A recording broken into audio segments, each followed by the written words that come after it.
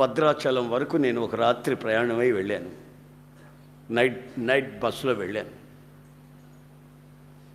ఆ సహోదరుడు, ఆ భార్యాభర్తలు ఇద్దరు హాస్పిటల్లో పనిచేస్తారు. వాళ్ళ ఇంటికి వెళ్ళి పొద్దున్నే తలుపు తట్టాను.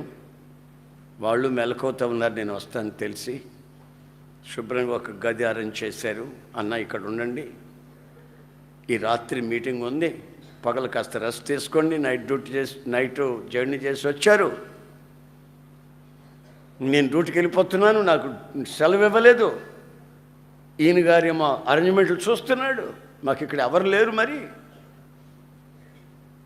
ఇదిగో పిల్లలు కాన్వెంట్కి వెళ్ళేసి వెంటనే వచ్చేస్తారు, రై అంకుల్కి భోజనం పెట్టాలి, అంకుల్కి అన్ని వడ్డించాలి మీరు అని ఇద్దరు పిల్లలకి చెప్పి వెళ్తున్నారు. నేను వాళ్ళని పిలిచి ఆ పిల్లల్ని చూసి, ఆ పిల్లలు ఎట్టున్నారు, ఇలా తాకితే మార్చిపోతారేమో అన్నట్టున్నారు. మార్బల్ స్టోన్ లాగా, పాలరాతి బొమ్మల్లాగా ఉన్నారు పిల్లలు.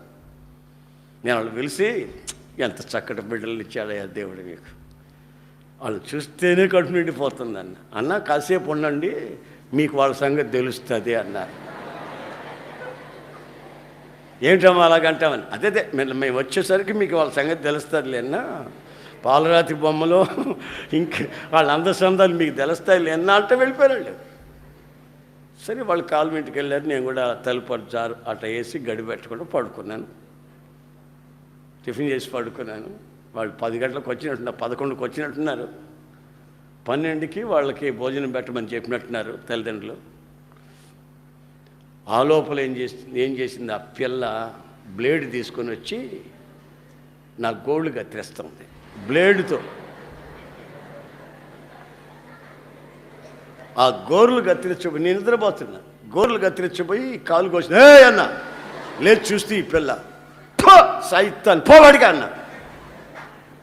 పొద్దున్నే అంత ముచ్చటగా కనబడిన పిల్ల, అంత అందంగా కనబడిన పిల్ల, సరే 2-3 గంటలైన తర్వాత అది చేసిన పనికి రక్తం వచ్చేసింది నా కాలుకి, బొట్టనెలకి. ఏం చేస్తున్నాను, గోర్లు కత్తిరిస్తున్నాను. లోపలికి వచ్చామంటే కీళ్ళని కొడతాను బాగా అని బయటకు వెళ్ళిపోయింది. మళ్ళీ ఇటు తిరిగి పడుకుంటే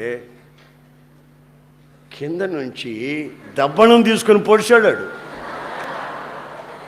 కింద చూసే కుక్క ఏమో అని చూస్తే కుక్క కాదు, ఈడు దబ్బణం తీసుకొని పొడుస్తున్నాడు నన్ను ఈ మీద.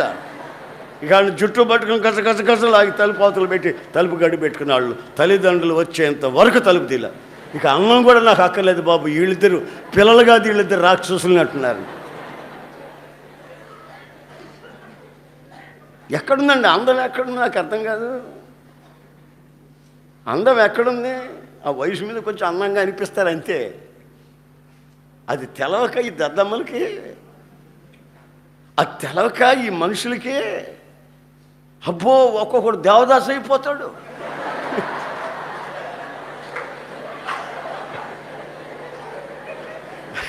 ఒక్కొక్కడు దేవదాసు, నువ్వు లేకపోతే బతుకేలేదు అంటాడు, నేను నా జీవితంలో పెళ్ళే చేసుకోవాలంటాడు.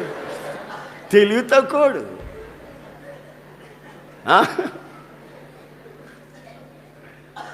చాలామంది ఈ మగాళ్ళు కానీ ఆడపిల్లలే కానీ అదేం ప్రేమో అదేం కానీ మనకి అర్థమై సాదు. ఇక బతుకెళ్ళేదన్నట్టు, లోకమే లేదన్నట్టు, ప్రపంచమే లేదన్నట్టు వెచ్చల విడిగా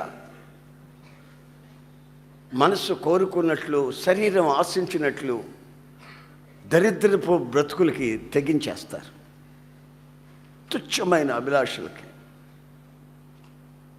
అయితే బైబిల్ అంటుంది, నీవు చంద్రబింబమంత అందాన్ని సంపాదించాలి.